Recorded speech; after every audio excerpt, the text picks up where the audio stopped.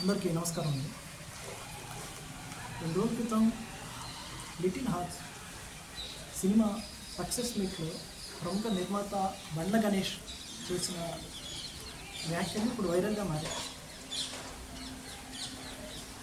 అతను కొత్త తరం వాళ్ళకి సినిమాల్లో వస్తే విజయాలు, ఆ తర్వాత దాన్ని ఎలా నిలబెట్టుకోవాలి, ఎలా ఒదిగుండాలి అని ఆ హీరోని ఉద్దేశించి చేసిన ప్రకటన అయితే మంచిగానే స్వాగతించారు. కానీ ఒక వేదిక మీద వచ్చి ఒక స్టార్ ప్రొడ్యూసర్ అల్లు అరవింద్ గారిని ఎదురు పెట్టుకొని అతను ఏ కష్టం లేకుండా, చెమట చుక్క చిందించకుండా, షర్టు నలగకుండా అతనికి అన్నీ వచ్చేస్తాయి, ఆయన జాతకం అలాంటిది అనే మాట వరకు కొంచెం అభ్యంతరంగా వార్తలు వస్తుంది. చాలామంది రియాక్ట్ అవుతున్నారు ఆ వ్యాఖ్యలకి. మిగతా అదంతా సినిమా మాఫియా గురించి అంతా అందరూ స్వాగతిస్తున్నారు, జరిగింది చెప్పాడు. ఈ ఇండస్ట్రీలో కొంతమంది నిలబడగలరు, మిగతా చిన్న చిన్న హీరోలు 2-3 సినిమాలకే అయిపోతారు. అలాంటి విషయాలు కొన్ని స్వాగతించదగినవి. కానీ అల్లు అరవింద్ విషయానికి వచ్చి ఒక స్టేజ్ పైన అలాంటి వ్యాఖ్యలు చేయటం ఎంతవరకు కరెక్ట్? అల్లు అరవింద్ ఇందులో చెమట చెందించకుండా, ఏం ఆలోచన లేకుండా ఇంతవరకు వచ్చాడు. బాలకృష్ణ అని అన్స్టాపబుల్ ప్రోగ్రామ్ ఎవరైనా ఊహించగలరా? ఆ థాట్ ఎవరిది? అల్లు అరవింద్ గారిది కదా. బాలకృష్ణలో అంత కామెడీ టైమింగ్ ఎలా ఉంటుందో ఉన్నది ఉన్నట్టుగా మాట్లాడగల బాలకృష్ణ గారికి అన్స్టాపబుల్ సెట్ అవుతుందని ముందు తన ఆహా టీంకి చెప్పింది అల్లు అరవింద్ కాదు కదా. ఈ థాట్ ఎవరికైనా వచ్చిందా? ఒక మగధీర ఇండస్ట్రీ హిట్ బండ్ల గణేష్ ఎప్పుడు తీసాడు అలాంటి సినిమా?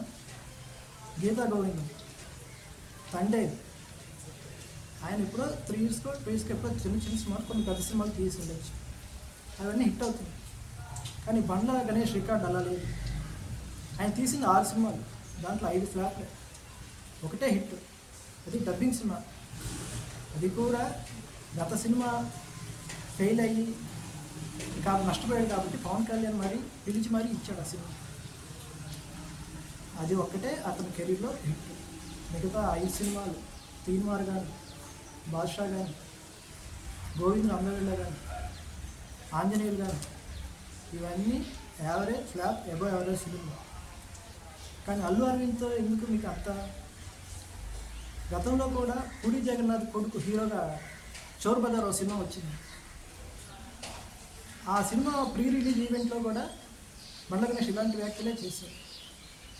పూరి జగన్నాథ్ ఎంతోమందికి లైఫ్ ఇచ్చాడు, బయట ఇల్లంతా చక్కబెట్టాడు, కానీ ఇంటి దగ్గర ఉన్న కొడుకుని హీరో చేయలేకపోతున్నాడు అనేది చాలా మాట్లాడు. అప్పుడు కూడా వివాదాస్పదంగా మారాడు.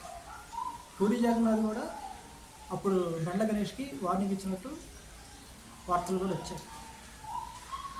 బండ్ల గణేష్ స్పీచ్లు పవన్ కళ్యాణ్ ఫ్యాన్స్కి కొంచెం, ఏ అభిమాన హీరోకైనా అతను మాట్లాడితే కొంచెం వాళ్ళకి హాయిగా, వాళ్ళ హీరో గురించి గొప్పగా చెప్తే బాగానే ఉంటుంది, అంతవరకు ఓకే.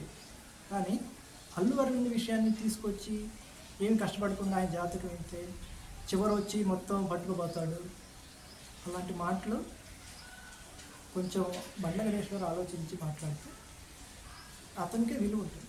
ఇంకెప్పుడు కూడా అతను స్టేజ్ మీద ఎవరన్నా పిలుస్తారా? బన్నీవాసు, బండ్ల గణేష్ మాట్లాడుతుంటే బన్నీవాసు ఆశ్చర్యపోయి వీడిని గుర్తించాను రా బాబు అన్నట్టు ఎక్స్ప్రెషన్ పెట్టాడు.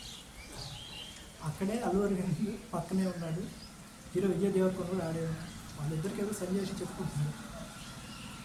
అయితే ఇలాంటి పెద్ద వ్యక్తి ఏ హార్డ్ వర్క్ లేకుండా కానీ అల్లు అరవింద్ ఇక్కడ దాకా రాలేదు. ఆహా ప్లాట్ఫామ్ అనేది మన తెలుగులో పెద్ద ప్లాట్ఫామ్.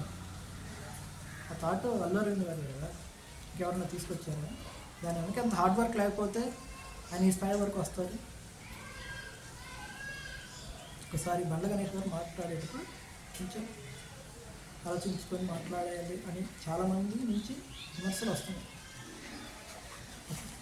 థ్యాంక్ యూ అండి. వీడియో నచ్చితే లైక్ చేయండి, షేర్ చేయండి, సబ్స్క్రైబ్ చేయండి.